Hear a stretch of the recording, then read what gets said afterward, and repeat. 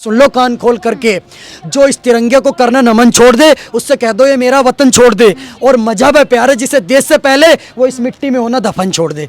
Israel और फिलिस्तीन का मुद्दा काफ़ी उठ रहा है, जिसमें मोदी जी हमारे जो है वो इजराइल को समर्थन दे रहे हैं, जबकि विपक्षी को दे रही है। तो आपको क्या लगता है?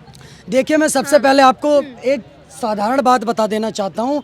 जो भी इस देश में आतंकवाद का समर्थन कर रहा है, देश के 140 करोड़ आबादी, भारत देश उसके साथ नहीं खड़ा हुआ है, क्योंकि भारत देश शुरुआत से ही, जब से आज़ाद हुआ तब से आतंकवाद से लड़ाई लड़ता आ रहा है। पाकिस्तान में अभी 5 से 10 दिन हुए होंगे, अनंतनाग में हमारे 4 जवान शहीद हो गए। क्या उनकी कोई पर्सनल लड़ाई थी?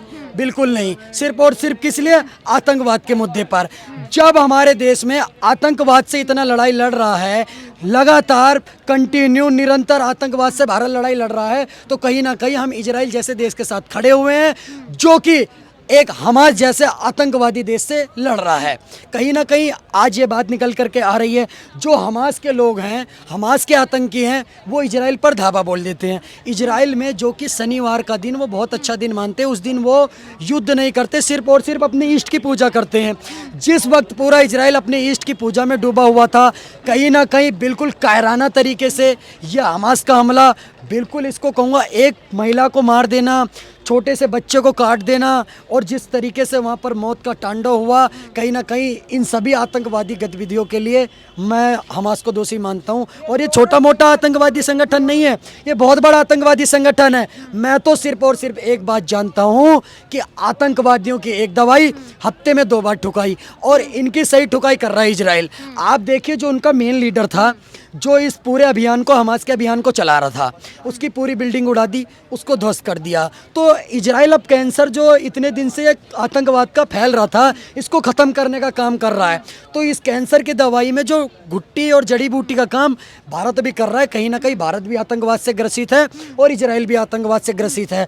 तो दोनों देश मिलकर के आतंकवाद से लड़ रहे हैं। तो ऐसे में विपक्षी जो का भी समर्थन कर रही है, और कुछ समय पहले तक वो एक जटिल विपक्षी के रूप में उभर के आ रही थी, तो आपको क्या लगता है ये कदम उठाने के बाद और उनका समर्थन करने के बाद 2024 में क्या प्रभाव पड़ेगा? देखिए, जो भी एक व्यक्ति विशेष समुदाय की वोटों को लेने के लिए हमास का समर्थन कर रहे हैं, तो मैं ये कहना चाहूँगा, भैया आप जाकिर नाइकू का भी समर्थन करते हैं, आप JNK-LF का भी समर्थन करते हैं, आप हिजबुल मुजाहिदीन का भी समर्थन करते हैं, आप पाकिस्तान के हाफिज सईद का भी समर्थन करते हैं। तो आप सारी जब आतंकवादियों का समर्थन करते हैं, आतंकवादी आपके सारे जीजा और मासा और फूफा लग रहे हैं, फिर आप आकर के कैसे भारत में कहते हैं कि हम सेकुलर हैं, हम ये हैं, हम वो हैं? जी, तो ऐसा खबर भी तो आ रहा है ना कि जो इजराइल और फिलिस्तीन पर काफी ज्यादा अत्याचार कर रहा था। देखिए, एक बात बताइए, अगर किसी देश में, अब पाकिस्तान अगर अपने टुटपुजिया आतंकवादी भेज करके हमारे देश के सैनिकों को और यहाँ की जनता को नुकसान पहुँचाएगा, जम्मू कश्मीर जिसको टूरिज्म की सबसे बड़ी जगह माना जाता है, धरती का स्वर्ग कहा जाता है, वहाँ टेररिज्म जैसा घिनौना काम करेगा, तो अगर भारत देश की सेना उनको उसका मुंह तोड़ जवाब दे रही है, आतंकवादियों को सीधा 72 हुरों से मिला रहे हैं, ऑपरेशन ऑल आउट चला रहे हैं, तो उनको क्यों मिर्ची लग रही है? और जो भी लोग अनंतनाग में, जम्मू कश्मीर में, बारामुल्ला में, जहां पर भी आतंकवादियों का समर्थन कर रहे हैं, तो वही लोग हमास का भी समर्थन कर रहे हैं। पर भारत का जो सच्चा नागरिक है, वो कभी भी आतंकवादियों का समर्थन नहीं करता। उसके लिए जाकिर नाइक भी आतंकवादी है, हमास के भी लोग आतंकवादी हैं, और हिजबुल मुजाहिदीन भी आतंकवादी है, हाफिज सईद भी आतंकवादी है, JK-LF भी आतंकवादी है, और इनकी कंटिन्यू ठुकाई होती रहना चाहिए। और इस देश में जो विशेष धर्म के लोग आकर के कह रहे हैं कि नहीं नहीं गलत हो रहा है, ऐसे नहीं करना चाहिए, तो मैं कहना चाहता हूँ, भैया सुन लो कान खोल करके, जो इस तिरंगे को करना नमन छोड़ दे उससे कह दो ये मेरा वतन छोड़ दे, और मजहब है प्यारे जिसे देश से पहले वो इस मिट्टी में होना दफन छोड़ दे। क्यों क्यों भैया, आप देश की बात करिए ना, आप आतंक की बात करिए ना। आज वो हमास इतना टुटपुजिए से आतंकवादी आज किसी देश में जा करके घुस करके वहाँ की बहन बेटियों के साथ गलत कर रहे हैं। आपने एक तरफ देखी होगी कश्मीर फाइल, आज आप देखिए आप इजराइल के अंदर क्या करा उन लोगों ने, उन वहाँ की लड़कियों को बंधक बनाना, एक तरफ से सर सबके तन से जुदा कर देना, हाथों में गन लेकर के अल्लाह अकबर के नारे लगाना, ये तो मैं बिल्कुल जायज़ नहीं मानता। और जो MU के लोग इसका समर्थन कर रहे हैं, कहीं ना कहीं वो भी उन आतंकवादियों जैसे ही हैं। और मैं तो कहता हूँ, अगर देशभक्ति की मिसाल देखनी है भैया, इजराइल से देखो, वहाँ का जो विपक्ष है एक साथ आ गया सरकार के, और डंके की चोट पर बोल रहा है कि भाई इन हमास के आतंकवादियों का विरोध करो, और वहाँ की जो आम जनता है वो खुद संस्थाओं के माध्यम से हॉस्पिटल में जा करके लाइन लगा करके ब्लड डोनेट कर रहे हैं वहाँ की आर्मी के लिए। और हमारे देश में जब हमारी सरकारें आतंकवाद के खिलाफ लड़ाई करती हैं तो अरविंद केजरीवाल और राहुल गांधी जैसे टुटपुजिया नेता खड़े होकर के संसद से पूछ लेते हैं कि आप पहले हमें सबूत दीजिए, एयर स्ट्राइक करिए आपने कि उसमें आतंकवादी ही मरे हैं। तो कहीं ना कहीं इजराइल की तरह भारत को भी इसी प्रकार से आतंकवाद के खिलाफ लड़ाई लड़नी चाहिए। आतंकवाद का कोई भी धर्म, कोई भी मजहब नहीं होता। आतंकवादियों की सिर्फ एक दवाई, तुरंत करो उनकी ठुकाई। और इजराइल बहुत अच्छे से कर सबसे रहा है। बड़ा सवाल ये उठता है, पूरा हमास तो फिलिस्तीन तो नहीं हुआ था ना, फिलिस्तीन अलग है, हमास तो उसका एक छोटा सा तो शहर है ना। मैडम एक बार बताइए, अगर पाकिस्तान में पूरा पाकिस्तान गलत नहीं है, लेकिन पाकिस्तान अगर टूरिस्ट टेररिज्म फैलाने वाले लोगों के समर्थन में उतरता है, आप बताइए हाफिज सईद भारत के लिए खतरनाक है कि नहीं है?